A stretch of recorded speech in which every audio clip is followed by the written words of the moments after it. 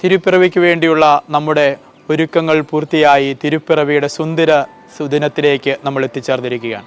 എല്ലാവർക്കും തിരുപ്പിറവിയുടെ മംഗളങ്ങൾ സ്നേഹപൂർവ്വം ആശംസിക്കുന്നു.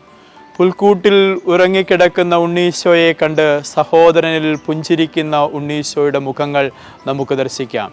പുൽക്കൂട്ടിലെ മാതാവിനെയും യൗസേ പിതാവിനെയും കാണുന്ന നമ്മുടെ സഹോദരങ്ങളിൽ ജീവിക്കുന്ന മാതാവും യൗസേ പിതാവും ആയിത്തീരാം.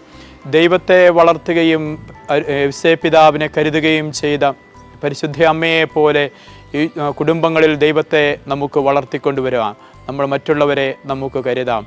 യൗസേ പിതാവ് നൽകിയ സംരക്ഷണം നമ്മുടെ കുടുംബങ്ങളിൽ നമുക്ക് മറ്റുള്ളവർക്ക് നൽകി ഈ തിരുപ്പിറവിയുടെ സന്തോഷത്തിലേക്കും ഉണ്ണീശോയുടെയും പരിശുദ്ധ അമ്മയുടെയും യൗസേ പിതാവിൻ്റെയും നല്ല മാതൃകകളിലേക്ക് വളരുവാൻ ഈ തിരുപ്പിറവി നമ്മെ സഹായിക്കട്ടെ എന്ന് പ്രാർത്ഥിക്കാം.